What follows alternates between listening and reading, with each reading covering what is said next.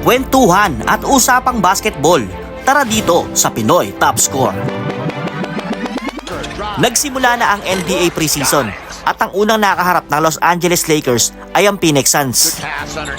And as expected ay hindi naglaro ang kanilang dalawang superstars na si Luka Doncic at LeBron James. Kailangan din kasing magpahinga ng Slovenian superstar matapos itong lumahok sa kakatapos lang na Eurobasket. Load management naman ang kailangan ni LeBron dahil ito na ang kanyang ika-23 season na paglalaro sa NBA. Pero ang inaabangan sa larong ito ay ang debut game ni DeAndre Ayton. Subalit mukhang masamang pangitain to para sa Purple Nation dahil ang kanilang inaasahang dominanteng sentro ay naging pulpol laban sa Phoenix matapos magtala lang ng 1 point. Nauunawaan naman natin na preseason pa lamang ito. Pero kung ikaw si DeAndre Ayton at napakataas ng expectation sa'yo ng mga fans ng Lakers, ay hindi ba dapat na magpakitang gilas ka na agad?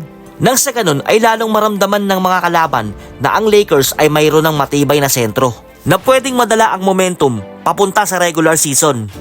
Sa larong ito ay mas lalo pang na-expose ang negatibo kay DeAndre Ayton na ito ay tamad sa depensa kahit mayroon pa siyang 2 blocks. Maaari din naman nagpipigil lang si DeAndre Ayton nang sa ganun ay pagpasok ng regular season ay doon niya na ibubuhos ang kanyang laro.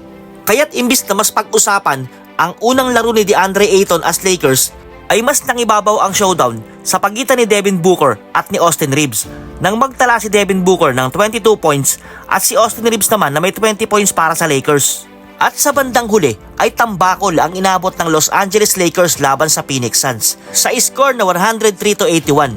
Sa second game ng Lakers sa preseason laban sa Golden State Warriors ay mas maayos naman ang ipinakitang performance ni DeAndre Ayton nang magtala ito ng 7 points, 7 rebounds, 2 block shots na may 3 out of 8 field goals sa kanyang 21 minutong paglalaro.